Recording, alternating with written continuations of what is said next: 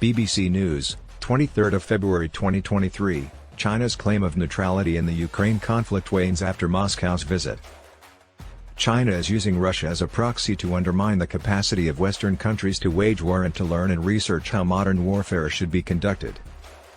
Vladimir Putin enjoys dining at very long tables. Famous pictures of his meetings often show the Russian president at one end and the other person so far away that you question if they can hear each other.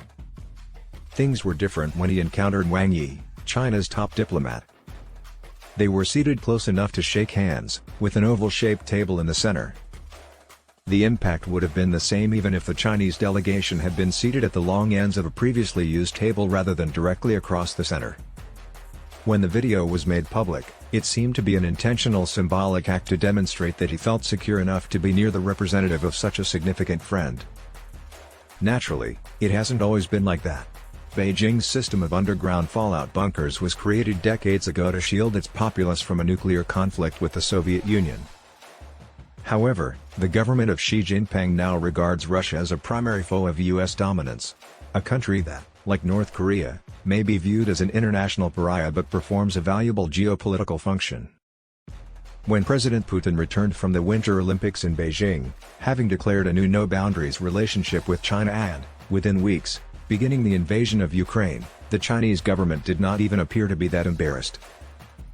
Many have questioned whether Mr. Xi was informed of the impending conflict while sitting beside his Russian counterpart, who must have been preoccupied with almost nothing else. Regarding its negotiations with Russia over Ukraine, China is treading very carefully. While Mr. Xi may believe that he is confidently moving forward, some believe that Beijing's claim to neutrality is beginning to crumble around the margins. As part of its communist propaganda, Wang Yi leaves meetings saying that China and Russia are working together to promote peace and security. Use of phrases like peace and stability during a visit to Russia right before the first anniversary of the nation's invasion of Ukraine will be ridiculed in other parts of the globe. Beijing is aware of this but has chosen to move forward despite the risk to its image because it believes it is more crucial to provide Vladimir Putin with solid moral support at this point. I am ready to share views with you, my beloved friend, on matters of mutual interest, and I look forward to reaching new agreements, Wang Yi said to Sergei Lavrov when they first met. The foreign minister of Russia claimed that despite high turbulence on the global stage, the two were demonstrating solidarity and defending each other's interests as if the turbulence was a phantom rather than the result of his own government's actions. China's foreign minister Qin Gang warned in Beijing earlier this week that the Ukraine conflict might get out of hand if some nations continued fueling the fire. He was alluding to the U.S., a nation publicly offering military support to the Ukrainian army but warning China not to give Russia ammunition and weapons. Analysts are now speculating about what choices China might make if it appears that President Putin will suffer a humiliating loss on the battlefield. According to American researchers, Beijing is already providing Russia with dual-use technology, such as equipment that appears to be civilian but can also be used, for example, to repair fighter aircraft.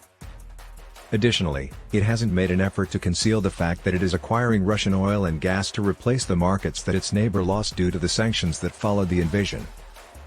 And Vladimir Putin assured Wang Yi during their meeting that Xi Jinping, the president of China, would visit Moscow shortly. This is anticipated to occur in the upcoming months. The Kremlin is carrying out China's dirty job. Does it matter to China if it depletes Western military resources and puts pressure on NATO even if it causes Russia's economy to collapse?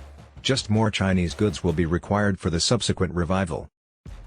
The issue is that Western nations have been remarkably united, Russia doesn't seem to have much chance of success, and China is increasingly being seen supporting a bully who dragged Europe into a bloody, protracted conflict. The rest of the world does not want Asia's giant to be further drawn into this conflict than it already is, so China must be careful not to take on more than it can manage.